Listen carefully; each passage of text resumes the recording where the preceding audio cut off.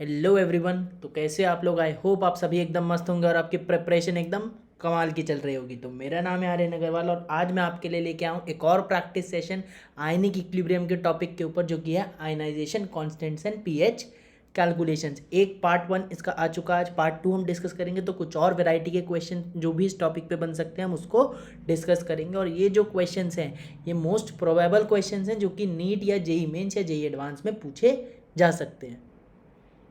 तो चलिए स्टार्ट करते हैं। तो आज का पहला क्वेश्चन है हमारा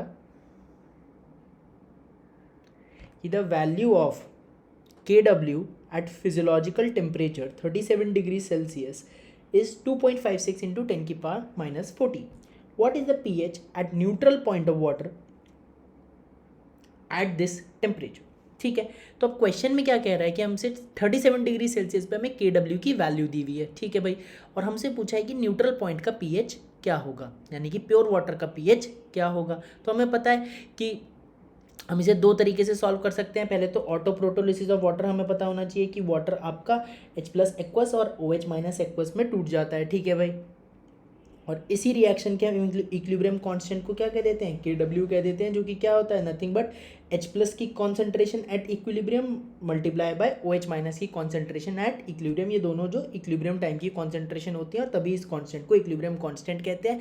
यहाँ पे एक कैच ये है कि के डब्ल्यू आपका ये नहीं होता है कि इस रिएक्शन का इक्विलिब्रियम कांस्टेंट। पहली बात तो कई बार लोग लिख देते हैं H+ एक्वस की कंसेंट्रेशन टाइम्स OH- एक्वस की कंसेंट्रेशन और डिवाइडेड बाय प्योर वाटर की कंसेंट्रेशन, लेकिन ऐसा नहीं है। और फिर क्या करते हैं कि के इक्विलिब्रियम इनटू प्योर वाटर की कंसेंट्रेशन को क्या बोल देते हैं, के डब्ल्यू बोल देते हैं, लेकिन ऐसा बिल्कुल भी नहीं है। इसी रिएक्शन के इक्विलिब्रियम कांस्टेंट को आप के डब्ल्यू बोलते हो और के डब्ल्यू आप इससे डिनोट करते हो। ठीक है, H+ की कॉन्सेंट्रेशन और OH- की कॉन्सेंट्रेशन के प्रोडक्ट को ही एट इक्विलिब्रियम पे हम के डब्ल्यू बोलते हैं फॉर दिस पर्टिकुलर रिएक्शन, जिसको हम आयनिक प्रोडक्ट ऑफ वाटर भी कहते हैं। अच्छा, अब इस रिएक्शन के इक्विलिब्रियम कांस्टेंट में प्योर वाटर हमने क्यों नहीं लिया? बेसिकली वो हमने इंक्लूड कर ही लिया है। अगर आप को नॉलेज हो कि केमिकल इक्विलिब्रियम में जब हम पढ़ते हैं हेट्रोजीनस इक्विलिब्रियम, तो वहाँ पे हम ये बात जानते हैं कि इन हेट्रोजीनस इक्विलिब्रियम हम कभी भी प्योर लिक्विड या प्योर सॉलिड की कॉन्सेंट्रेशन को इक्विलिब्रियम कांस्टेंट के एक्सप्रेशन में इंक्लूड करते ही नहीं है। और इसका रीज़न केमिकल काइनेटिक्स में आता है कि वो भाई बेसिकली इंक्लूड करने का रीज़न, ना करने का रीज़न ये है कि वो पहले से ही इंक्लूड हो जाता है उसमें। ठीक है, तो अभी के लिए तो आप ये बात समझें कि यहाँ पे प्योर वाटर की कॉन्सेंट्रेशन को आप इंक्लूड नहीं करेंगे। जब भी हेट्रोजीनस इक्विलिब्रियम का केस आएगा, ना तो आप प्योर सॉलिड की कॉन्सेंट्रेशन को इंक्लूड करेंगे इक्विलिब्रियम कांस्टेंट के एक्सप्रेशन में, ना ही प्योर लिक्विड की कॉन्सेंट्रेशन को इंक्लूड करेंगे।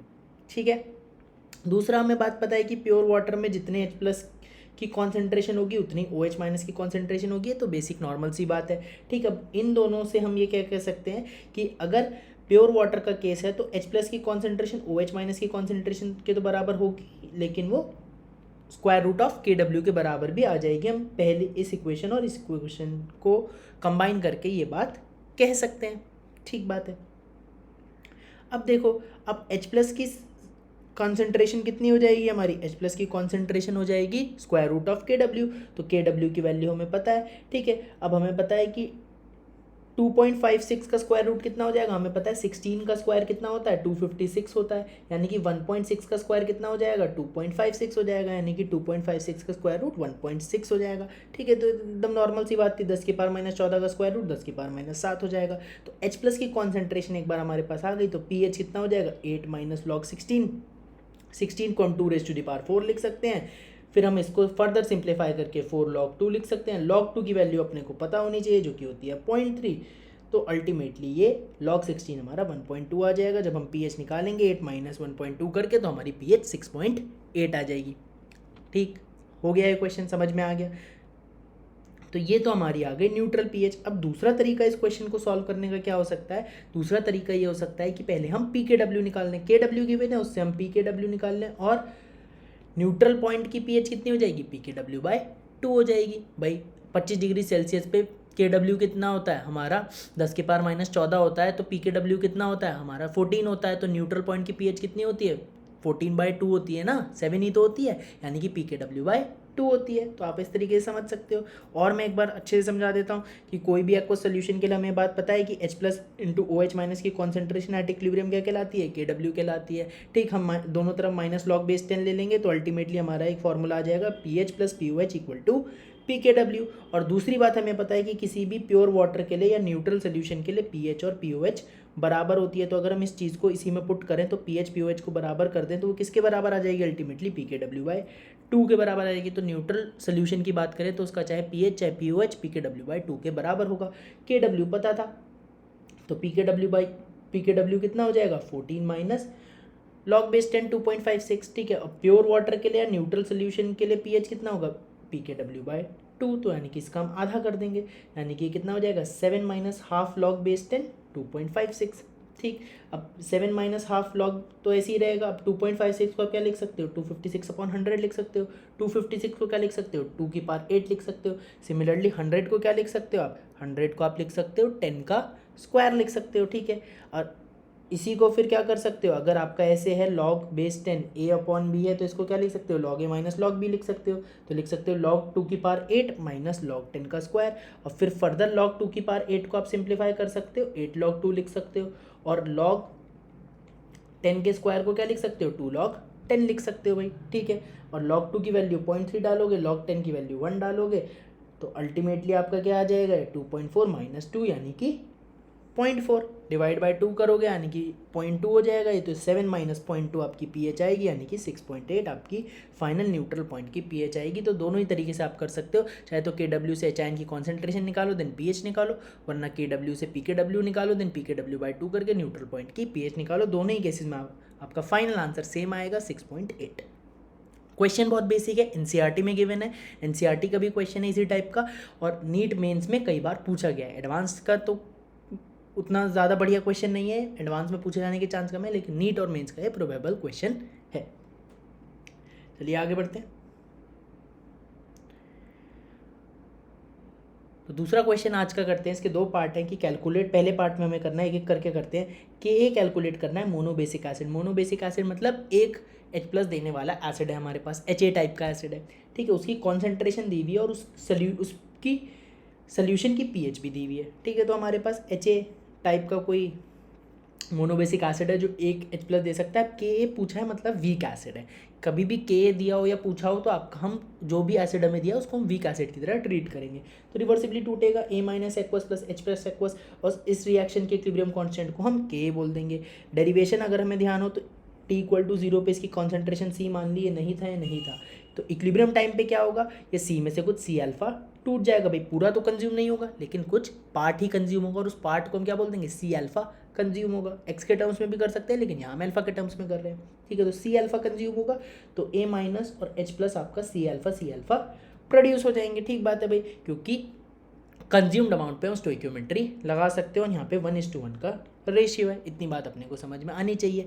अब इस सोल्यूशन का pH हमारा कितना है, 4.5 उसने दिया है। तो HIN की कॉन्सेंट्रेशन कितनी हो जाएगी, NT लॉग बेस 10 किसका, माइनस PH का। भाई PH होता है माइनस लॉग बेस 10 HIN की कॉन्सेंट्रेशन, तो HIN की कॉन्सेंट्रेशन हो जाएगी NT log base 10 of minus PH। और PH कितना है आपका 4.5 है, तो यहाँ पे PH की जगह 4.5 लिख दोगे, माइनस तो आ ही जाएगा।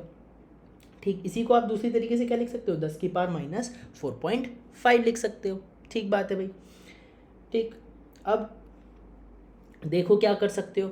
अब एंटी लॉग को सॉल्व करने के लिए आपको कुछ बातें समझ में आनी चाहिए। क्या बातें समझ में आनी चाहिए कि आपका जब भी आप एंटी लॉग निकालो नेगेटिव नंबर का, तो आपको ये बात, एक तरीका आप ध्यान रख लो कि किस तरीके से आप इसको अप्रोच करोगे। तो जब भी आपको नेगेटिव नंबर का एंटी लॉग निकालना हो तो जो भी पॉइंट से इधर की चीज़ हो, ठीक, पॉइंट से इधर की चीज़ क्या है आपका -4 है। ठीक, पॉइंट से इधर, पॉइंट से लेफ्ट चीज़ क्या है, -4 है, और पॉइंट और उसको उधर कर दो, मतलब आपका क्या है, आपका मैं इधर लिखता हूँ -4.5 है। ठीक, तो आपको इसको सेपरेट ट्रीट करना है और इन चीज़ों को सेपरेट ट्रीट करना है, मतलब -4 अलग है और 0.5 अलग है। अब आप क्या करो, जो आपका लेफ्ट वाला साइड है यानी कि -4 है, आप इसमें क्या कर दो, आपका न्यूमेरिकल वैल्यू एक बढ़ा दो। खाली न्यूमेरिकल वैल्यू बढ़ाने को कह रहा हूँ, -4 + 1 नहीं करना, खाली 4 + 1 करना है। ठीक, 4 + 1 करना और माइनस एज इट इज़ रहने देना है। ठीक है, तो लेफ्ट साइड पे आप क्या कर दो, आप एक न्यूमेरिकल वैल्यू बढ़ा दो, यानी कि कितनी हो जाएगी 10⁻⁻5 हो जाएगा। आप इस तरीके से लिखो इसे, जो भी लेफ्ट हैंड साइड वाला है आपका क्या करो, उसके 10 की पावर करके आप वो वैल्यू लिख दो एक बढ़ा के, यानी कि -5 आ जाएगा, 10 की पावर -5। और मल्टीप्लाई बाय आप क्या करोगे, एंटी लॉग किसका लोगे, एंटी लॉग उस नंबर का लोगे जो ये नंबर है इसको एक में से घटा के, यानी कि 1 माइनस दिस नंबर, ये नंबर क्या है 0.5, यानी कि एंटी लॉग किसका लोगे आप 1 माइनस 0.5, यानी कि एंटी लॉग लोगे 0.5 का। फिर से सुन लो कि जब भी एंटी लॉग लेना हो नेगेटिव नंबर का तो उसे दो पार्ट में डिवाइड कर दो, एक माइनस और जो भी आपका पहला नंबर हो, और दूसरा पॉइंट और उसके बाद की चीज़ को अलग कर दो। लेफ्ट साइड पे क्या करो, न्यूमेरिकल वैल्यू एक बढ़ा के 10 की पावर में उसे लिख दो with negative sign as it is. तो 10 की पावर -5 हो जाएगा, -4 था तो आपने न्यूमेरिकल वैल्यू एक बढ़ा दी तो 10 की पावर -5 हो जाएगा। और एंटी लॉग किस कर लो, आप इसको एक में से घटा दो और उसका एंटी लॉग आपको लेना है, यानी कि एंटी लॉग आपको किसका लेना है 0.5 का लेना है। अगर यहाँ पे 0.6 होता तो एंटी लॉग किसका लेते, 0.6 का या 0.4 का, 0.4 का, तब आप एंटी लॉग लेते, क्योंकि एक में से घटा के आपको जो नंबर मिलेगा उसका आपको एंटी लॉग यहाँ पे लेना होगा। ठीक है, तो अब 10 की power -5 into anti log of 0.5 आपका हो गया। ठीक, अब एंटी लॉग ऑफ 0.5 को क्या लिख सकते हो आप, 10 की पावर 0.5 लिख सकते हो, बिल्कुल लिख सकते हो इस तरीके से। जैसे एंटी लॉग ऑफ -4.5 को क्या लिख सकते थे, 10 की पावर -4.5 लिख सकते थे, ऐसे एंटी लॉग ऑफ 0.5 को 10 की पावर 0.5 लिख सकते हो। 10 की पावर 0.5 का क्या मतलब हो गया, 10 की पावर हाफ, 10 की पावर हाफ मतलब स्क्वायर रूट ऑफ 10, और स्क्वायर रूट ऑफ 10 हमें याद होना चाहिए, जो कि होता है 3.16 इंटू 10 की पावर -5, तो हमारा एज इट इज आ जाएगा। तो स्क्वायर रूट ऑफ 10 अगर हमें याद है 3.16, तो हमारी HIN की कॉन्सेंट्रेशन आ जाएगी 3.16 इंटू 10 की पावर -5 मोलर। अब सपोज हमें स्क्वायर रूट ऑफ 10 नहीं ध्यान, या फिर हर बार तो यहाँ पे ज़रूरी नहीं है, अगर यहाँ पे 0.4 होता तब तो ये ज़रूरी नहीं है कि स्क्वायर रूट ही बनता 10 का, ऑब्वियसली स्क्वायर रूट नहीं बनता 10 का, तो तब हम कैसे करते वो बात भी आप समझ लो। दो केसेस में, एक तो 90% आपका स्क्वायर रूट नहीं बनेगा, और दूसरी बात अगर स्क्वायर रूट बन रहा है आपको स्क्वायर रूट ध्यान नहीं, तब आप कैसे करोगे। ठीक, तो अगर आपको स्क्वायर रूट नहीं ध्यान तो अब आप देखो कैसे कर सकते हो, या मैं तो जनरल बताता हूँ कि जनरल अगर आपका कोई भी वहाँ पे नंबर होता तो आप किस तरीके से करते। स्क्वायर रूट का तो स्पेशल केस हो गया। तो आपको पता है log 3 कितना होता है, log 3.0 आपको पता है, 3 पता है 0.48 होता है। ठीक, log 3.5 पता है आपको 0.55 होता है। कैसे पता है, 3.5 को लिख सकते हो 7/2, यानी कि log 7 माइनस log 2। log 7 और log 2 की वैल्यू आपको ध्यान होनी चाहिए 0.85 और 0.30, वहाँ से आपका log 3.5 आपका 0.55 आ जाएगा। ठीक है, बेसिक लॉग की वैल्यूज तो ध्यान होनी चाहिए। अब हमें क्या चाहिए, हमें चाहिए हमारा लॉग आना चाहिए उस नंबर, हमें वो नंबर चाहिए जिसका लॉग आए 0.5, यही तो चाहिए। ठीक, वो नंबर चाहिए जिसका लॉग आए 0.5। ठीक, क्योंकि एंटी लॉग निकालना है 0.5 का, तो 0.5 से पूछेंगे भाई किसका लॉग है तू। ठीक है, तो हमें ये पता करना है कि 0.5 से पूछो भाई तू किसका लॉग है। ठीक, किसका लॉग है भाई तू, हाँ कहाँ से आ गया, जैसे छोटे बच्चे नहीं बोलते भाई किसका बेटा है तो कहाँ खो गया है। ठीक है, उस तरीके की बात है। ठीक, तो 0.5 से पूछेंगे भाई किसका लॉग है तू। ठीक, तो 3 पॉइंट कुछ आएगा, आपको भी ये समझ में आ रहा है, क्योंकि log 3.48 है, log 3.5 है, तो 3 पॉइंट समथिंग कोई नंबर आएगा, इतनी बात तो समझ में आ रही है। अब यहाँ पे थोड़ा आप यूनिटरी मेथड लगा सकते हो, मैं ये नहीं कह रहा हूँ आपका एग्जैक्ट आंसर आ जाएगा, लेकिन अगर आपको बेसिक लॉग निकालना है, आसपास का लॉग निकालना है कि किस नंबर का लॉग आएगा ये, तो आप बेसिक थोड़ा बहुत यूनिटरी मेथड यहाँ पे लगा सकते हो, बहुत ज़्यादा आपका रेडिकल चेंज आंसर में नहीं आ जाएगा। ठीक है, तो 0.55 और 0.48 में कितने का गैप है, क्या 0.07 का गैप है, बिल्कुल 0.07 का गैप है। और कितने यूनिट्स का अंतर आया, क्या 5 यूनिट का अंतर आया, पॉइंट के बाद के यूनिट देखो। ठीक है, तो 0 और इधर 5 है पॉइंट के बाद, यानी कि 5 यूनिट का अंतर कितने पे आया, 0.07 के डिफरेंस पे। तो 0.07 के डिफरेंस पे 5 यूनिट का अंतर आया, बस 0 से 5 हुआ तो इतने 0.48 से 0.55 हुआ, यानी कि 0.07 का अंतर आया 5 यूनिट के चेंज करने पे। हमें कितने का चाहिए, हमें तो 0.02 का अंतर चाहिए, 0.48 से 0.50, तो 0.02 का अंतर कितने यूनिट के चेंज करने पे आएगा, हम निकाल सकते हैं 5/0.07 इंटू 0.02, जो कि आ जाएगा सॉल्व करके 1.43, यानी कि 1.43 यूनिट्स का अंतर चेंज करने पे आपका क्या आ जाएगा, 0.02 का अंतर आ जाएगा। तो हम इसमें 0 में क्या ऐड कर देंगे, सिंपली हम 1.43 ऐड कर देंगे, यानी कि हमारा 3.143 का लॉग आपका अप्रॉक्सीमेटली 0.5 आ जाएगा। तो बेसिकली आप इसमें ये ऐड कर दो तो आपका आ जाएगा कि 0 में आपने 1.43 ऐड कर दिया बेसिकली, तो आपका पॉइंट के बाद आप 143 यूनिट्स या 1.43 यूनिट्स भी आप कह सकते हो। वो समझने के लिए है क्योंकि हम पॉइंट की बाद वाली एनालिसिस कर रहे हैं, तो 1.43 आपका पॉइंट तो यहीं रहेगा, पॉइंट आपका 1 के बाद नहीं आएगा, पॉइंट आपका जहाँ था वहीं रहेगा। ऑब्वियसली अगर आप 1 के बाद पॉइंट लगा दोगे कि पॉइंट के बाद आप क्या करोगे 0 + 1.43 कर दोगे, तो आपका फिर वो तो एकदम गलत हो जाएगा। ठीक है, फिर तो आपका 4 पॉइंट आ जाएगा, लेकिन आपको तो 3 पॉइंट में चाहिए ना। तो बेसिक एनालिसिस समझो कि 0 में आपने क्या कर दिया 143 ऐड कर दिया, तो पॉइंट के बाद आपका 143 आ जाएगा सिंपली। ठीक, तो log 3.143 आपका कितना हो जाएगा 0.5 हो जाएगा अप्रॉक्सीमेटली। ठीक है, ये अगर आप यहाँ पे फिर क्या लिख दोगे, इससे पूछा आपने किसका लॉग है, तो इसने बोला log 3.143। ठीक, log 3.143 का लॉग है। ठीक, किसका लॉग है 3.143 का लॉग है। तो एंटी लॉग ऑफ 0.5 कितना हो गया 3.143 हो गया। तो आप इसको अप्रॉक्सीमेटली 3.16 की जगह 3.143 इंटू 10⁻⁵ मोलर भी लिख सकते हो। भाई कैसे, भाई देखो एंटी लॉग जो होता है, एंटी लॉग आपने पूछा, एंटी लॉग हमें क्या निकालना था 0.5, तो इससे पूछा भाई किसका लॉग है 2.5 से, तो इसने बताया भाई मैं तो लॉग हूँ किसका 3.143 का। ठीक, तो यहाँ से हमारा एंटी लॉग और लॉग कट जाएगा और सिर्फ 3.143 बच जाएगा। तो 3.143 इंटू 10⁻⁵ तो एज इट इज होगा, यही मोलर इसकी कंसंट्रेशन कहलाएगी। तो अपने को ये बात भी समझ में आनी चाहिए कि ये चीज़ कैसे आई। या फिर आपको ये भी नहीं पता, तो आपको इतना तो पता है कि भाई 3 और 3.5 के बीच में नंबर लाया करेगा। ठीक, 3 और 3.5 के बीच में नंबर लाया करेगा, तो इसके बीच में आप थोड़ा हिट एंड ट्रायल लगाओ। ठीक है, तो 3.2 का जब आप लॉग निकालोगे तो कितना आएगा log 32 - log 10। ठीक, 32 को लिखोगे 2⁵ यानी कि 5 log 2 - 1 log 10 तो 1 हो जाएगा।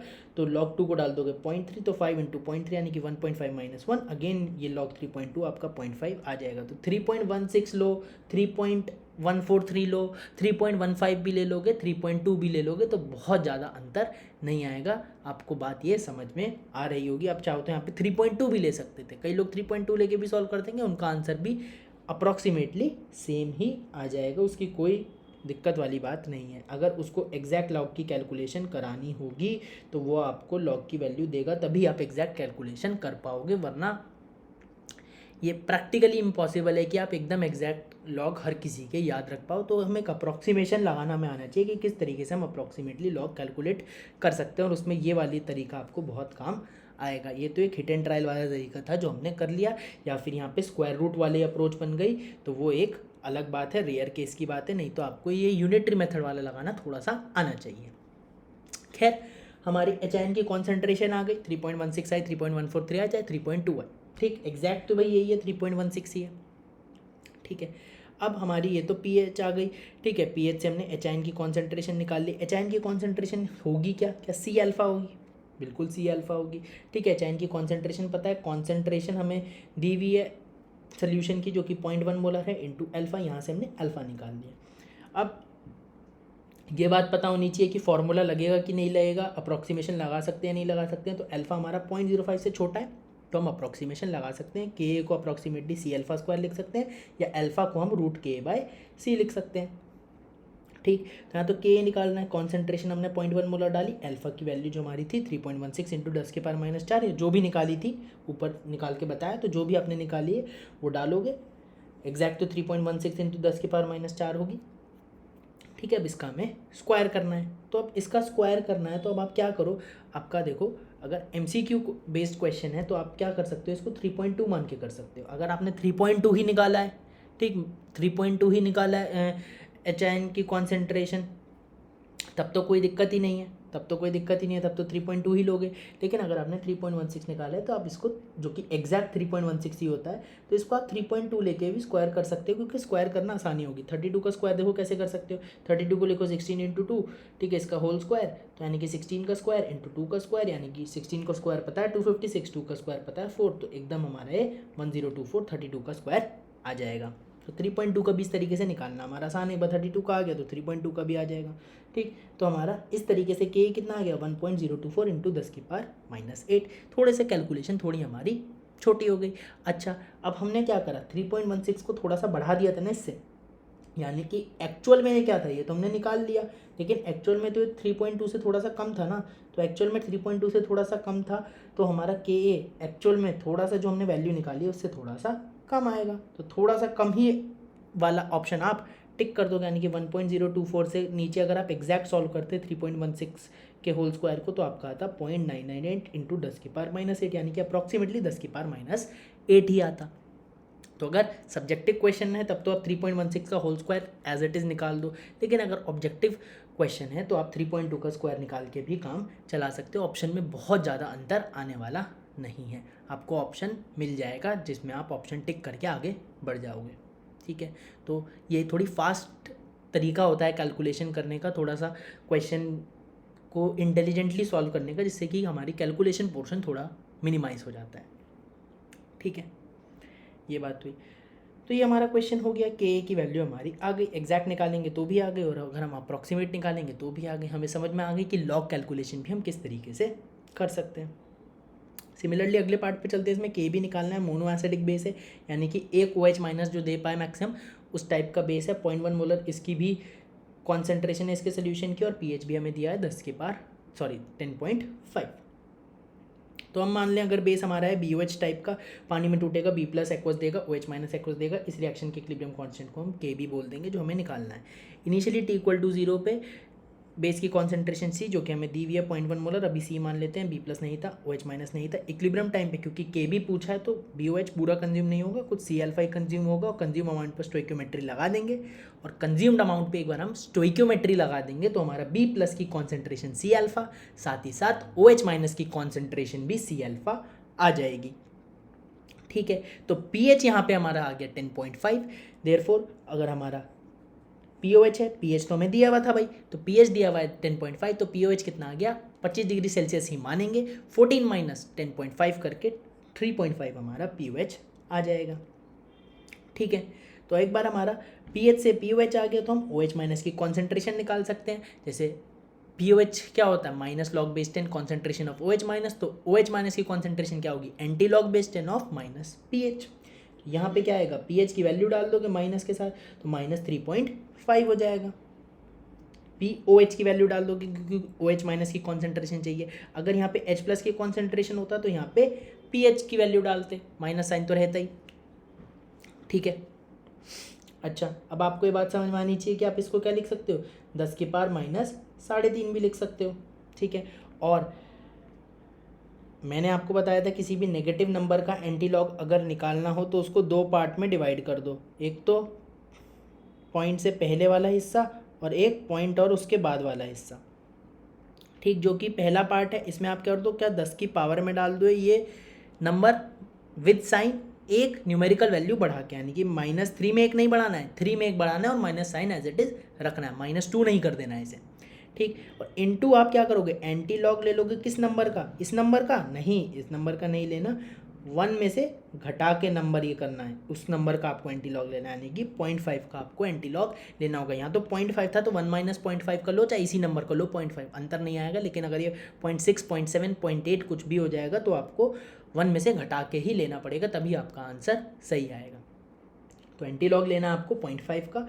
अगेन एंटी लॉग ऑफ 0.5 को क्या लिख सकते हो, 10 की पावर 0.5 लिख सकते हो, यानी कि स्क्वायर रूट ऑफ 10 लिख सकते हो, जो कि आपका 3.16 आ जाएगा, और 10 की पावर -4 तो एज इट इज़ बना ही रहेगा। अगेन आप एंटी लॉग ऑफ 0.5 को सॉल्व कर सकते हो वेरियस मेथड से, जैसे कि मैंने ऊपर भी बताया, तो 3.143, 3.2 अप्रॉक्सीमेटली आपका आंसर आ सकता है। वहाँ से मैं दोबारा उन कैलकुलेशंस में नहीं जा रहा हूँ क्योंकि एग्जैक्टली सेम कैलकुलेशन है। ठीक है, तो यहाँ पे हमारा OH माइनस की कॉन्सेंट्रेशन आ गई, और OH माइनस की कॉन्सेंट्रेशन क्यों आ गई, क्योंकि हमारी OH माइनस की कॉन्सेंट्रेशन भाई निकाली क्यों हमने, क्योंकि बेस है ना, तो बेस में आप OH माइनस की कॉन्सेंट्रेशन निकालोगे। pH है तो आप H प्लस की कॉन्सेंट्रेशन निकालोगे, क्योंकि pH पता है अगर हमें वीक एसिडिक सोल्यूशन का, तो हमारा वहाँ से H आयन की कॉन्सेंट्रेशन आ जाएगी जो कि C अल्फा के बराबर कर देंगे। यहाँ पे OH माइनस की कॉन्सेंट्रेशन आ गई जिसको हम C अल्फा के बराबर कर देंगे। तो बेस के केस में OH माइनस से सॉल्व करना होता है और pH के केस में H आयन से सॉल्व करना होता है। या अगर H आयन अगर एसिडिक हो कोई भी सोल्यूशन तो उसका पहले pH निकालो, या और कोई बेसिक सोल्यूशन हो तो उसका पहले pOH निकालो। एक जनरल ट्रेंड है, आप इसी को फॉलो करो जिससे कि आपका आंसर स्पीड विद एक्यूरेसी के साथ सही हो पाए। ठीक है, तो बेस दिया है तो हम OH माइनस से ही ट्रीट करेंगे, इसलिए OH माइनस की कॉन्सेंट्रेशन निकाली, इसको C अल्फा के इक्वेट कर देंगे। ठीक, तो OH माइनस की कॉन्सेंट्रेशन निकाल ली, कॉन्सेंट्रेशन पता है 0.1 मोलर, यहाँ से अल्फा आ जाएगा जो कि 0.05 से छोटा है, यानी कि हम अप्रॉक्सीमेशन लगा सकते हैं। तो K B equal to C alpha square, C पता है, अल्फा की वैल्यू भी पता है, हमने डाल दी। अब अगेन अगर सब्जेक्टिव क्वेश्चन है तो एग्जैक्ट कैलकुलेट कर लो 3.16 का स्क्वायर, नहीं तो 3 ऑब्जेक्टिव क्वेश्चन है तो 3.2 ले लो इसे अप्रॉक्सीमेटली, उसका स्क्वायर कर दो। थोड़ा सा क्या होगा 3.2 से एक्चुअल में तो थोड़ा सा कम है, तो के बी की वैल्यू जो हमने निकाली उससे थोड़ी सी कम आएगी, यानी कि 1.024 इंटू 10⁻⁻6 से थोड़ी सी कम आएगी, और आएगी कितनी 0.998, लेकिन रफली आपकी 10⁻⁻6 के ऑर्डर की ही आएगी, तो आपका आंसर मैच हो जाएगा।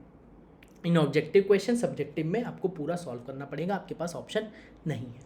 ठीक है, चलो। और सब्जेक्टिव में क्या होता है कि सब्जेक्टिव में वो आपको लॉग की वैल्यू देता है मोस्ट केसेस में, तो आपको वहाँ पे भी दिक्कत नहीं आती है। ठीक है, तो आपका ये क्वेश्चन सॉल्व हो गया पूरा। अगले क्वेश्चन की ओर बढ़ते हैं। तो अगले क्वेश्चन में हमसे कह रहा है कि रेशियो निकालो भाई डिग्री ऑफ डिसोसिएशन का। ठीक है, किन का? 1 मोलर एसिडिक सोल्यूशन जब हमने डाइल्यूट कर दिया 100 गुना, 1 मोलर एसिटिक एसिड का सोल्यूशन को हमने डाइल्यूट कर दिया 100 टाइम्स, के दिया हुआ है, तो डिग्री ऑफ डिसोसिएशन का हमें रेशियो निकालना है। ठीक है, हमें पता है ऑन डाइल्यूशन हमारा अल्फा क्या करता है, बढ़ता है, ये हमारा ओसवाल्ड डाइल्यूशन लॉ कहता है, तो ओसवाल्ड डाइल्यूशन लॉ के कॉन्सेप्ट के ऊपर ही हमारा क्वेश्चन बेस्ड है। तो सपोज इनिशियल कंसेंट्रेशन हमारी जो दी हुई थी वो कितनी थी, दी हुई थी हमारी C1 हमारी 1 मोलर थी, तो हमारा जब हमने डाइल्यूशन कर दिया तो C2 अगर मैं उसे बोल दूँ तो कितनी हो जाएगी, अगर 100 गुना डाइल्यूशन कर दिया तो हमारी कंसेंट्रेशन कितनी हो जाएगी, 1/100 टाइम्स हो जाएगी। ठीक, डाइल्यूशन से कंसेंट्रेशन घटेगी, और जितने टाइम डाइल्यूशन कर दिया उतने टाइम कंसेंट्रेशन घट जाएगी, तो 1/100 यानी कि 10⁻⁻2 मोलर हो गई कंसेंट्रेशन आफ्टर डाइल्यूशन। और हमारा एसिटिक एसिड एक वीक एसिड है, और वीक एसिड के केस में अल्फा क्या होता है हमारा, √K/C होता है। ठीक है, अगर अप्रॉक्सीमेशन लग रहा है, और अप्रॉक्सीमेशन कब लगता है, जब अल्फा 0.05 से छोटा आ जाता है, तो पहले तो हमें अल्फा निकाल के देखना पड़ेगा कि 0.05 से छोटा आ रहा है कि नहीं आ रहा है, वरना हमें क्या करना होगा, वरना हमें इससे सॉल्व करना पड़ेगा कि K = C alpha square upon 1 minus alpha से हमें अल्फा निकालना पड़ेगा, क्योंकि कॉन्सेंट्रेशन भी पता है, K भी पता है, तो हमें क्वाड्रेटिक सॉल्व करके देन अल्फा निकालना पड़ेगा। अगर अल्फा = √K/C से अल्फा हमारा 0.05 से बड़ा आ जाता है। ठीक, तो अल्फा हमारा पहले केस में कितना आ जाएगा, √K आपको पता है, C आपको पता है, तो जब आप इसे सॉल्व करोगे तो आप क्या करोगे, 10⁻⁻5 है तो ऊपर और नीचे दोनों तरफ 10 से मल्टीप्लाई कर दोगे, तो ये कितना बन जाएगा, 10 × 10⁻⁻6 बन जाएगा। 10⁻⁻6 का square root 10⁻⁻3, square root of 10 आपको पता होना चाहिए, जो कि होता है 3.16। ठीक, ये तो मैं बोल रहा हूँ, ये तो स्क्वायर रूट ऑफ 10 तो आपको ज़रूर ध्यान होना चाहिए। ठीक, 3.16 भी नहीं ध्यान, तो आप इतना तो ध्यान रख सकते हो कि स्क्वायर रूट ऑफ 10 कितना होता है, पाई के बराबर होता है, तो पाई की वैल्यू कितनी होती है, 3.14 होती है, तो आप वो भी ध्यान रख सकते हो। ठीक, तो जो भी है आपका 3.16 हो चाहे 3.14 हो, एग्जैक्ट तो 3.16 ही है, इंटू 10⁻⁻3 जो आपका छोटा है ऑब्वियसली 0.05 से, यानी कि अप्रॉक्सीमेशन लग सकता है। अगर हम अल्फा 2 की बात करें, यानी कि आफ्टर डाइल्यूशन बात करें, तो √K/C अगर हम डाल देंगे, K की वैल्यू डाल दी, कंसेंट्रेशन निकाल ही लिया था, तो ये कितनी आ गई, 10⁻⁻3 आ गई। अगेन ऊपर नीचे 10 से मल्टीप्लाई कर दें तो ये कितना हो जाएगा आपका, 10 × 10⁻⁴ हो जाएगा। 10⁻⁴ का स्क्वायर रूट 10⁻2 और स्क्वायर रूट ऑफ 10 अगेन 3.16, जो कि 0.05 से छोटा ही आएगा इस केस में भी। तो दोनों ही अल्फा आपका 0.05 से छोटा आ रहा है, मतलब जो अल्फा निकाला है वो बिल्कुल ठीक है, यानी कि अप्रॉक्सीमेशन लगा सकते हैं। तो अल्फा 2/α1 हम कर देंगे जो आपसे पूछा है, तो अल्फा 2/α1 क्या हो जाएगा, ठीक, या तो आप यही वैल्यू डाल दो, वरना आप क्या कर सकते हो, वरना आप सिंपली कर सकते हो कि आप √K/C था आपका, ठीक है, यानी कि अल्फा 2 आपका कितना है, अल्फा 2 आपका 10⁻³ है, स्क्वायर रूट ऑफ 10⁻³ और अल्फा 1 आपका कितना है, स्क्वायर रूट ऑफ 10⁻5 है। तो अल्फा 2/α1 कितना हो गया, स्क्वायर रूट ऑफ 10⁻³ अपॉन में स्क्वायर रूट ऑफ 10⁻5। ठीक है, इसको सॉल्व करोगे तो कितना हो जाएगा, स्क्वायर रूट ऑफ 10 का स्क्वायर यानी कि 100 का स्क्वायर रूट, जो कि अल्टीमेटली आपका 10 बच जाएगा। ठीक है, तो एकदम टनाटन अपना ये आंसर निकल के आ गया।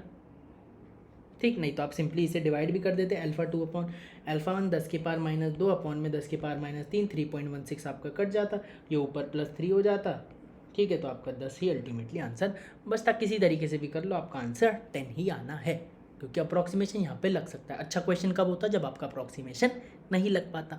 ठीक है, तो डिग्री ऑफ डिसोसिएशन का simple ratio Oswald dilution law concept के ऊपर बेस्ड सिंपल क्वेश्चन है। अगेन नीट मेंस में आने लायक है क्वेश्चन ये। ठीक है, अगले क्वेश्चन की ओर बढ़ते हैं।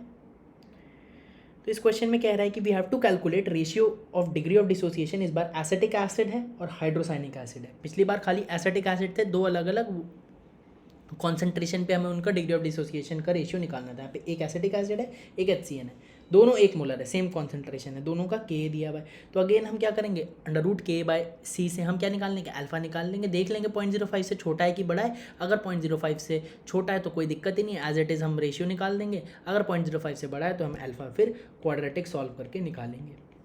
ठीक है, ये सॉल्व करेंगे, हम यहाँ से अल्फा निकालेंगे, देन अगेन रेशियो लेंगे। तो एसिटिक एसिड की बात करें तो अल्फा ACOH भी बोलते हैं एसिटिक एसिड को। √K/C, K दिया हुआ है, कॉन्सेंट्रेशन 1 मोलर ही है, तो हम इसको क्या लिख सकते हैं, इंटू 10 डिवाइड बाई 10, या फिर आप इसको ऐसे कर लो।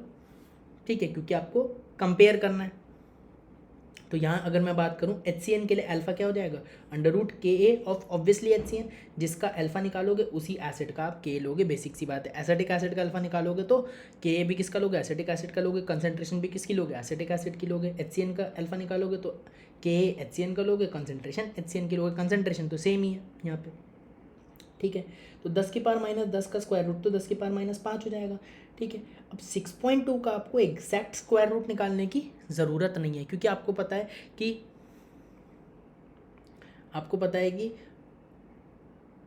4 का स्क्वायर रूट कितना होता है, 2 होता है।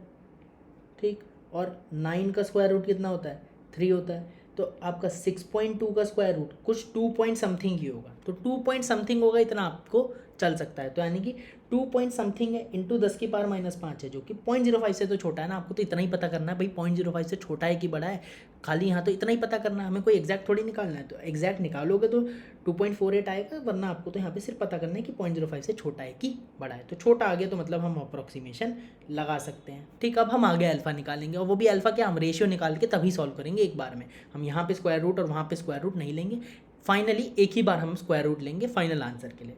ठीक है, तो 0.05 से छोटा आ गया, क्योंकि 2 पॉइंट समथिंग होगी इसकी वैल्यू इंटू 10 की पावर -5। ठीक, एनीवेज 0.05 से छोटा आ रहा है।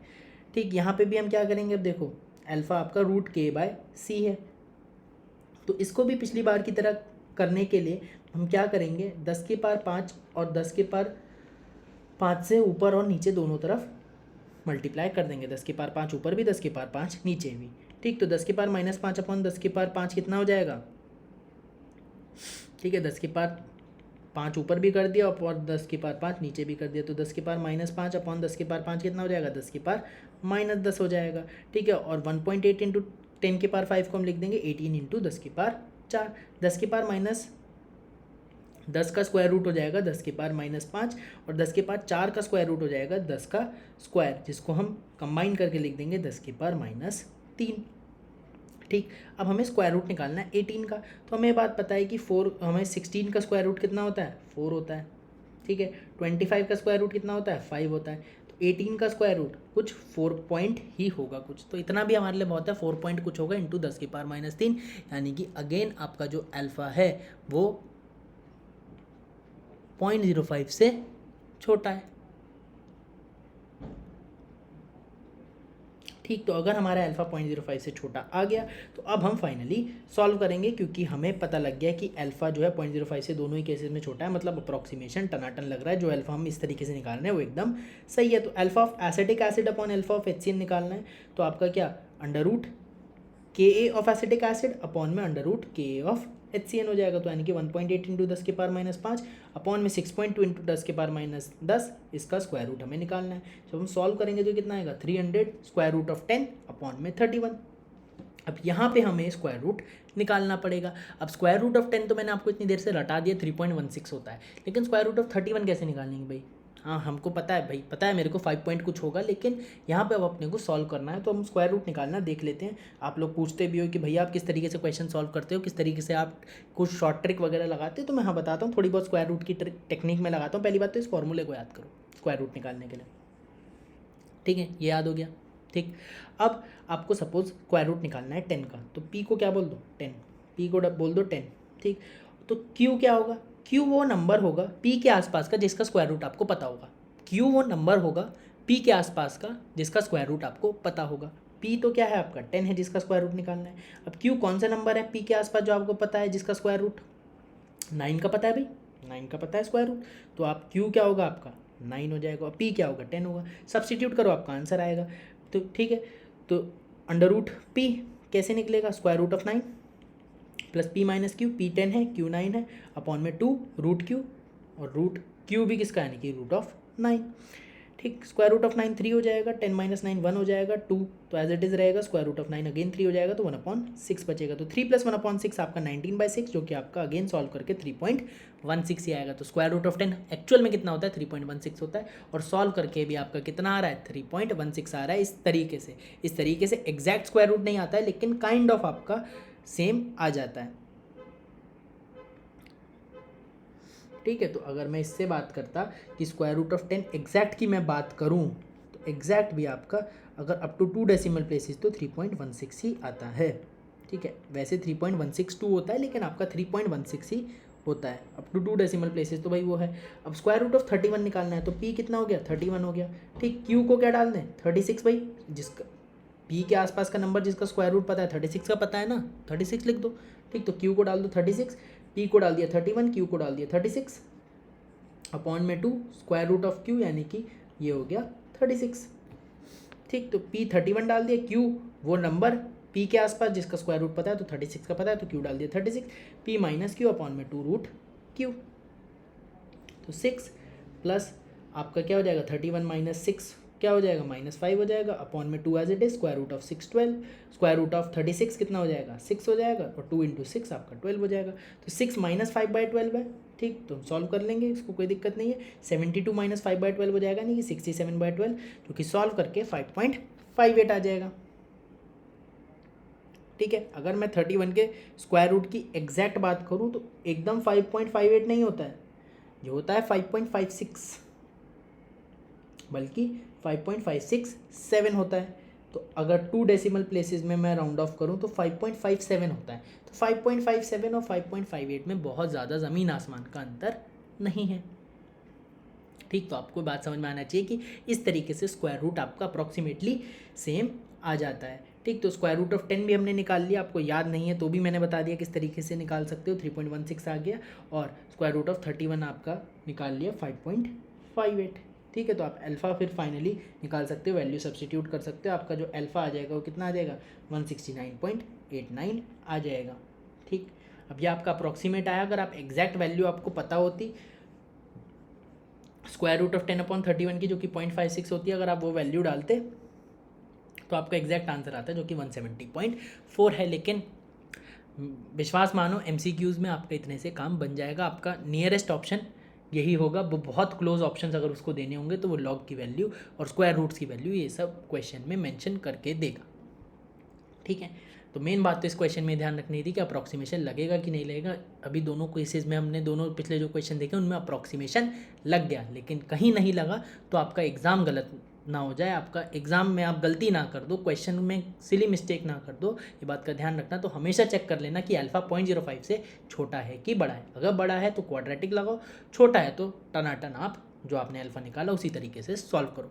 ठीक है, अगले क्वेश्चन पे बढ़ते हैं। अगले क्वेश्चन में कह रहा है कि एक डाइल्यूट HCl सोल्यूशन है, इसका pH हमें दिया हुआ है, हमें मोलारिटी ऑफ HCl सोल्यूशन निकालनी है। ठीक है, तो pH है 6.95, तो HIN की कॉन्सेंट्रेशन कितनी हो जाएगी 10 की पावर -6.95, या फिर एंटी लॉग ऑफ -pH की वैल्यू पता है 6.95। ठीक, अगेन आप इसको कैसे लिख सकते हो, मैंने बताया एंटी लॉग किसी भी नेगेटिव नंबर का निकालना होगा तो कैसे करोगे, पॉइंट एंटी लॉग किसका निकालना है -6.5 का निकालना है, तो पॉइंट और उसके बाद वाला नंबर एक तरफ और उससे पहले वाला नंबर विद नेगेटिव साइन एक तरफ। इसको क्या कर दोगे 10 की पावर में डाल दोगे negative sign as it is, numerical value एक बढ़ा दोगे 6 के बजाय 7 हो जाएगा, इनटू एंटी लॉग किसका लेना है इस नंबर का कि एक में से घटा के 1 माइनस 0.95 का आपको एंटी लॉग लेना है, यानी कि 0.05 का आपको एंटी लॉग लेना होगा। ठीक, तो ये कितना आ गया 10 की power -7 into anti log of 0.05, तो ये आपका आ गया। ठीक है, मैंने मान लिया suppose molarity of HCl solution कितनी है, C1 मोलर है, ठीक है, जो हम निकाल रहे हैं। तो यहाँ से हमारे HIN की कॉन्सेंट्रेशन कितने आ गए, 10⁻⁷ into anti log of 0.05। Anti log of 0.05 की अगर वैल्यू दी हुई है क्वेश्चन में तो 1.122 जो होती है एग्जैक्टली डाल दोगे, लेकिन नहीं दी तो क्या करेंगे, क्वेश्चन छोड़ देंगे, नहीं क्वेश्चन छोड़ेंगे नहीं, हम क्वेश्चन को सॉल्व करेंगे।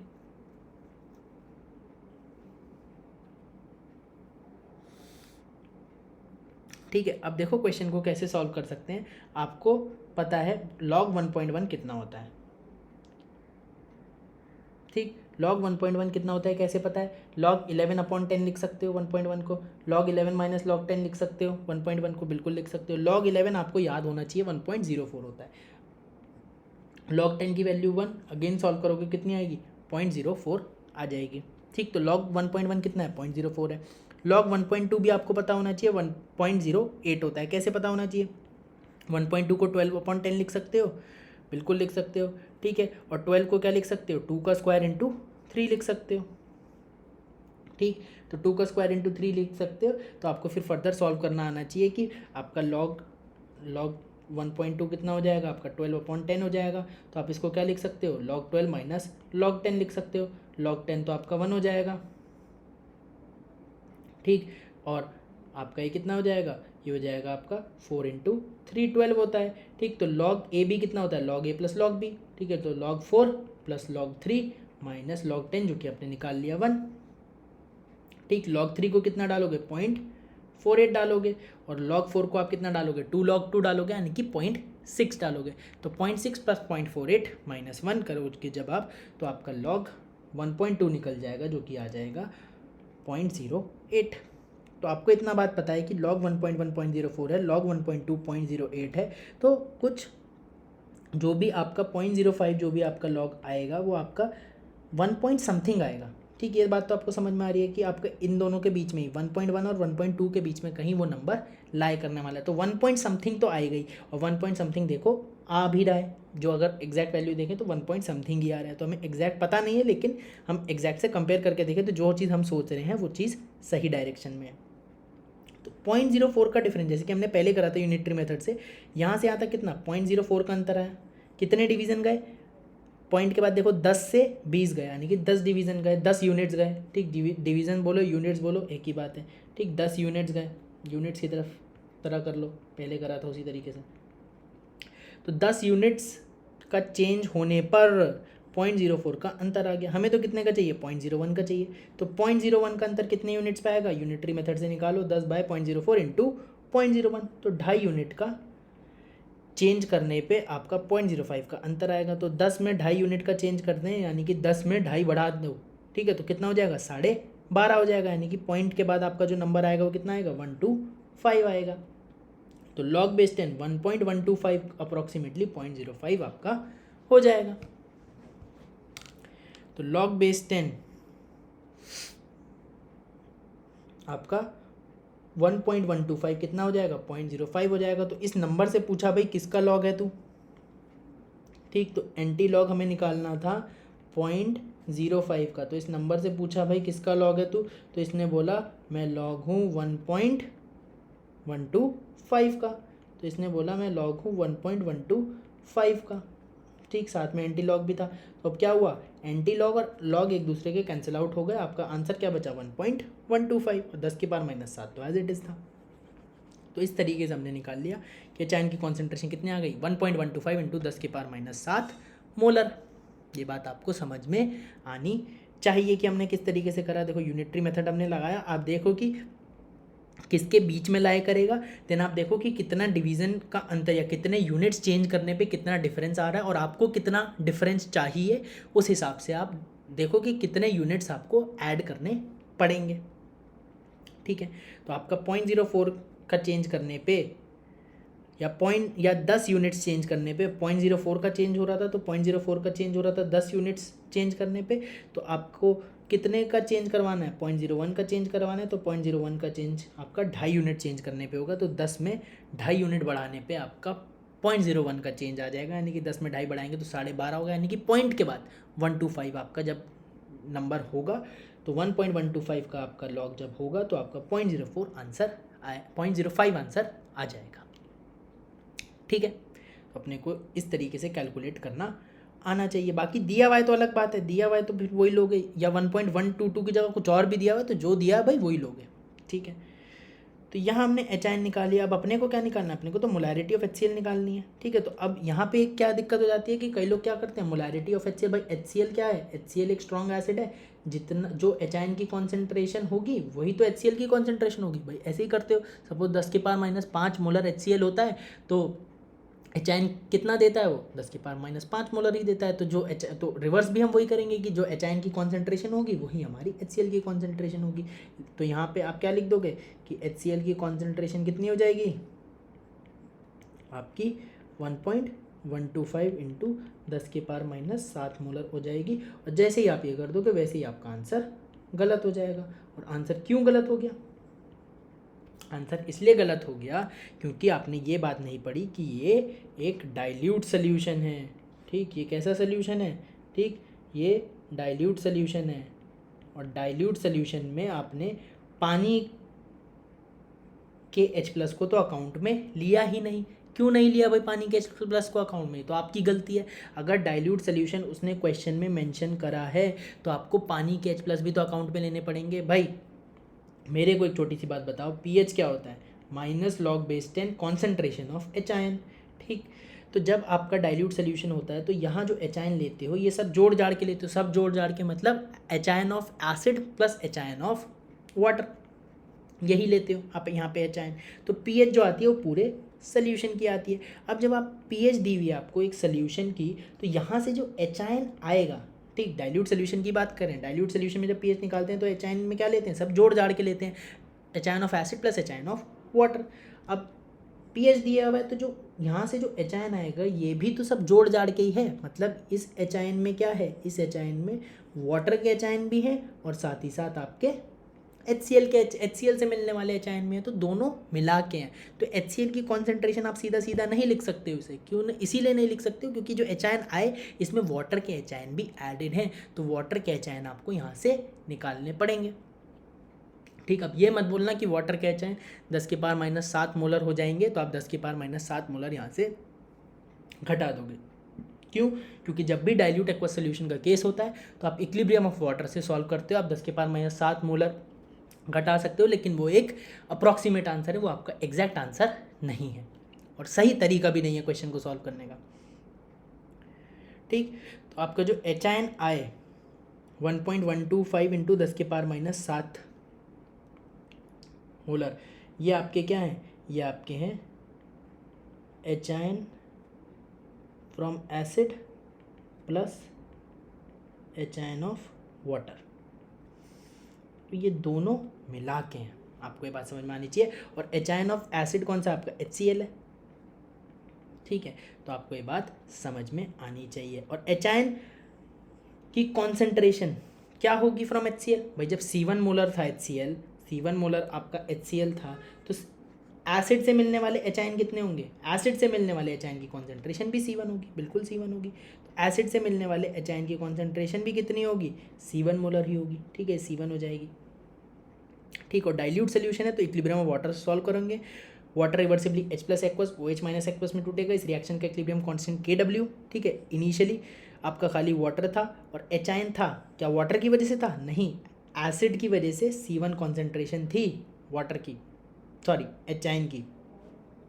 ठीक है, वाटर तो आपका था, वाटर रिवर्सिबली टूट रहा था H+ और OH- में, लेकिन एच आयन पहले से प्रेजेंट थे, but due to HCl C1 molar HCl present था, उसकी वजह से C1 मोलर एच आयन की कॉन्सेंट्रेशन वाटर के टूटने से पहले ही थी और OH- तो नहीं था। इक्विलिब्रियम पे क्या होगा, वाटर भी टूट के एच आयन देगा, तो C1 तो पहले से प्रेजेंट है ड्यू टू HCl और X आपकी अब बनी ड्यू टू वाटर, तो X C1 + X क्या हो गया, एच आयन टोटल, और OH- आपका कितना हो गया, X हो गया। यहाँ तो एच आयन से मतलब है, तो Kw आपको पता है 10⁻⁴ लोगे, 25 डिग्री सेल्सियस लोगे नॉर्मली, अगर कुछ नहीं दिया है तो।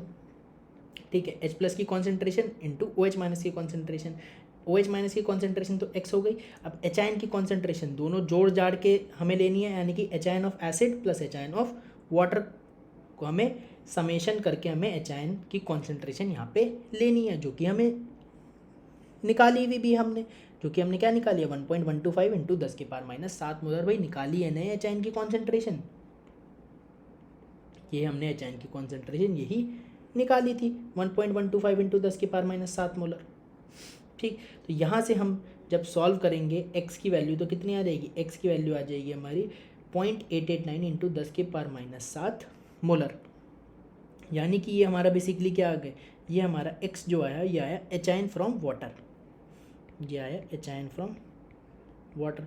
अब एचाइन फ्रॉम वाटर को अगर आप 10⁻⁷ ले लेते एज इट इज़ तो आपका आंसर अलग आता, और अब आंसर अलग आता क्योंकि एचाइन फ्रॉम वाटर 10⁻⁷ नहीं आया, क्या आया 0.889 इंटू 10⁻⁷ है। और ये सिग्निफिकेंट डिफरेंस है क्योंकि 1.125 में 0.889 का अगर डिफरेंस होगा और 1 का डिफरेंस होगा तो आंसर में अच्छा खासा वेरिएशन आ जाएगा। तो आपको पहले तो ये बात समझ में आनी चाहिए कि यहाँ से जो एचाइन आएगा, पीएच से जो एचाइन आएगा, ये दोनों एचाइन मिला के आएंगे, यानी कि H ion of water plus H ion of HCl मिला के आएंगे। क्यों? क्योंकि डाइल्यूट सोल्यूशन था। और दूसरी बात समझ में आनी चाहिए कि एचाइन ऑफ वाटर को आप 10⁻⁷ नहीं लोगे, आप इक्विलिब्रियम ऑफ वाटर से सॉल्व करोगे और वहाँ से आप एचाइन फ्रॉम वाटर निकालोगे। एचाइन फ्रॉम HCl तो जो कंसनट्रेशन HCl की होगी वही कंसनट्रेशन एचाइन फ्रॉम HCl की होगी, यानी कि आपका C1 प्लस x, C1 क्या है एचाइन फ्रॉम HCl और x क्या है एचाइन फ्रॉम वाटर। इसकी वैल्यू कितनी है 1.125 इंटू 10⁻⁷ है। x की वैल्यू यहाँ से 0.889 इंटू 10⁻⁷ आप पुट कर दोगे तो यहाँ से हमारा C1 कितना आ जाएगा 0.236 इंटू 10⁻⁷ या फिर 2.36 इंटू 10⁻⁸ मोलर। अगर आपको एग्जैक्ट लॉग की वैल्यू पता होती, यहाँ पे एंटी लॉग की 0.05 की एंटी लॉग अगर आपको एग्जैक्ट पता होता 1.122 तो आपका एग्जैक्ट आंसर आता 2.31 इंटू 10⁻⁸। ये इतना क्वेश्चन ज़रूरी है कि आपने इसमें छोटी सी भी मिस्टेक कर दी तो आपका आंसर गलत आ जाएगा। अगर आपने x को 10⁻⁷ मोलर ले लिया, एचाइन फ्रॉम वाटर को 10⁻⁷ मोलर ले लिया तो आपका आंसर कितना आ जाएगा 0.125 इंटू 10⁻⁷। तो यहाँ पे कितना आ जाता आपका ये 1.125 रहता है, यहाँ पे 0.889 की जगह 1 होता तो आपका कितना आता 0.125 इंटू 10⁻⁷ मोलर। ठीक है, अगर आप इसे सॉल्व करते फर्दर तो यह आता 1.25 इंटू 10⁻⁸ मोलर आ जाता है, जो कि आपका एकदम गलत आंसर है। बहुत दूर दूर तक ये आसपास नहीं है, 2.36 और 1.25 में बहुत ज़्यादा अंतर है।